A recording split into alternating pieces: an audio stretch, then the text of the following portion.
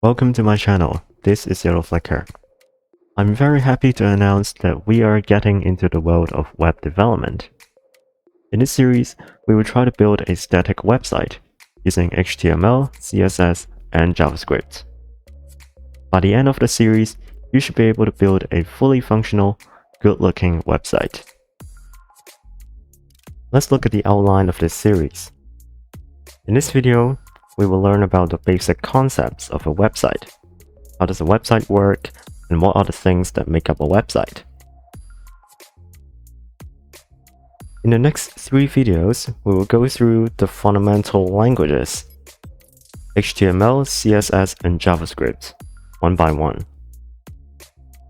In the final video, we will try to deploy our website, which would hopefully bring our website onto the internet.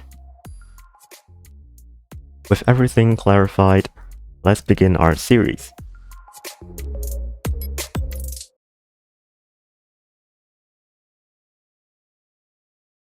Let's first look at how a website works.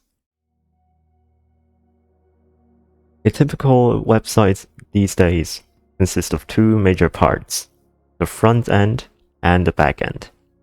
The front end is what the users will interact with, such as the YouTube interface or the Google web page.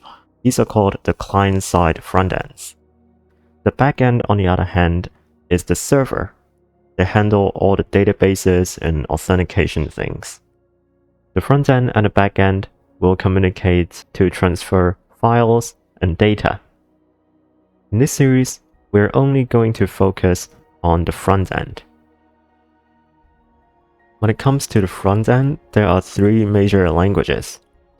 The first one is HTML5, Hypertext Markup Language. Its purpose is to define the structure of a web page, as well as the elements that should exist inside the web page. We can think of it as the skeleton of a person. The second language is CSS3, which stands for Cascade Style Sheets. Its purpose is to style the different elements defined in HTML. We can think of it as the skin and the appearance of a person. And finally, we have JavaScript. It provides logical operations and the ability to communicate. We can think of it as the brain of a person.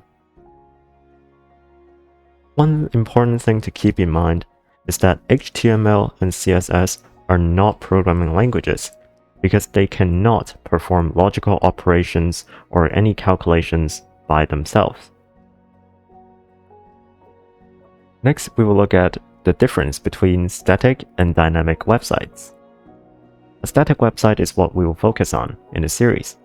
It is great for simple websites, and it does not require a database, and we only use HTML, CSS, and JavaScript to handle it.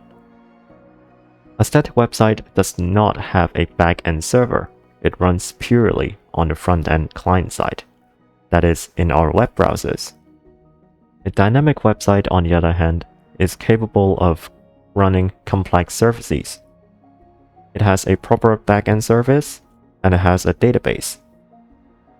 However, the complexity of building a dynamic website is a lot higher, because in addition to the 3 languages in a static website, we may also need to use languages such as PHP, Python, SQL to handle all the extra server-side logic.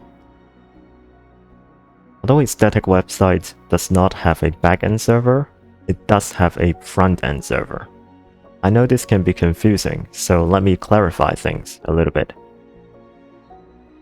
The purpose of a front-end server is to serve the static files, that are the HTML, CSS, and JavaScript files, to the user. The back-end server for dynamic websites is to handle the server-side logic. When we develop a fully functional dynamic website, we need to use 2 servers, the front-end server and the back-end server.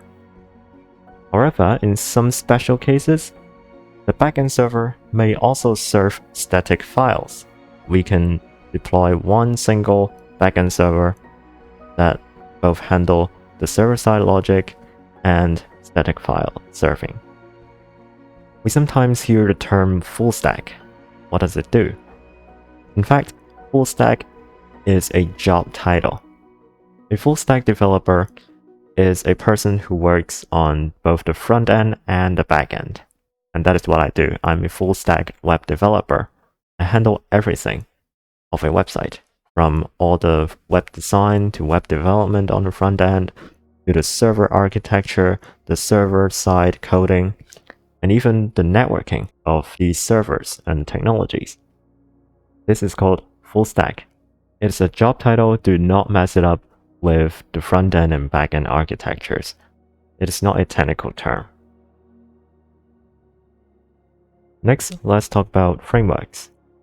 Nowadays, when we build websites, we often use frameworks.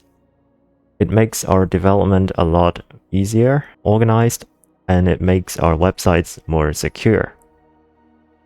However, the difficulty of learning these frameworks will be a lot higher. On screen, there are 3 popular front-end frameworks. The first one is Angular. It is from Google. The second one is Vue. And the third one is React from Facebook. They are the 3 front-end giants that dominated the front-end market. If you want to get a job as a front-end developer, you must know at least one of them. However, at the end of the day, we are working with HTML, CSS, and JavaScript, even with the frameworks. And that is why you should get started by following this series.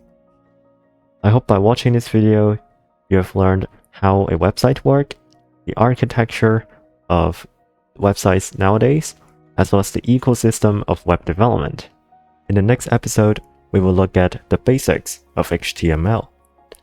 I am YellowFlicker, and I will see you in the next episode. Stay tuned.